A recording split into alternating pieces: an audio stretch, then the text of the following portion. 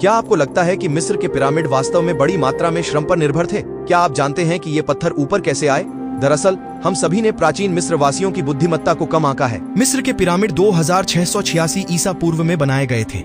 इसका इतिहास 4000 साल से भी अधिक पुराना है। प्राचीन मिस्रवासियों की नजर में पिरामिड फिरौन के लिए स्वर्ग के राज्य का मार्ग थे। सबसे बड़ा पिरामिड खुफू का पिरामिड, इसकी ऊंचाई 147 मीटर तक पहुंच गई, जो कि एक की ऊंचाई के बराबर है। 48 मंजिला इमारत उस तकनीक के पीछे होने की कल्पना करें। एक ऐसे युग में जब क्रेन के बिना इतनी बड़ी इमारत का निर्माण हुआ, ये वास्तव में एक चमत्कार है। क्या ये पिरामिड मानव सभ्यता द्वारा नहीं बनाए गए थे? क्या सच में एलियंस मदद कर रहे हैं? दरअसल यह है पिरामिड का रहस्य। पुरातत्वविदों के दशकों के गहन शोध के बाद भारत के एक पुरातत्वविद को मरम्मत के बाद पिरामिड के आधार पर चट्टानों के बीच एक रेखा चित्र मिला। पिरामिड की निर्माण डायरी को स्पष्ट रूप से देखा जा सकता है। स्केच संक्षेप में पिरामिड की निर्माण विधि का परिचय देता है। लेकिन पत्थर कैसे उठाया जाए? ये वास्तव में एक हेजल की शक्ति का चतुराई पूर्ण उपयोग। मिस्रवासियों ने कई ढलान वाली पुलियाओं बनाई, पिरामिडों के बाहर, फिर नदी का नेतृत्व करें पुलिया में पानी, फिर ये बोल्डर धीरे धीरे पुलिया के नीचे से ऊपर उठ गया, प्लवों का प्रभाव, अंत में पहुंचे निर्दिष्ट स्थान और फिर उसे नष्ट कर दें बोया। ये शिलाखंड अपने आप नीचे धंस जाते हैं। गुरुत्वाकर्षण, फिर मैन्युअल रूप से की स्थिति को समायोजित करें शिलाखंड।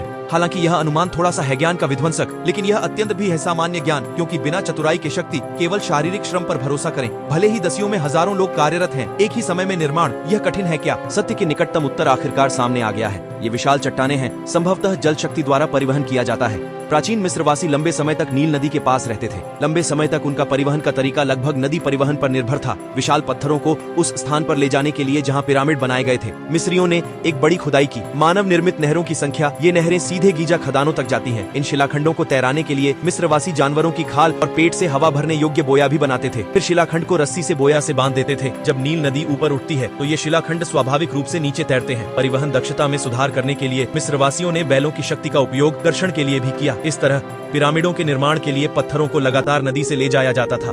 दोस्तों, अगर आपको वीडियो पसंद आए तो कृपया इसे लाइक करें और कमेंट में अपनी राय दें। और अगर आप इसी तरह के और जानकारी पूर्ण वीडियो पाना चाहते हैं तो कृपया हमारे चैनल को सब्सक्राइब करें और हमारे साथ बने रहें। धन्यवाद।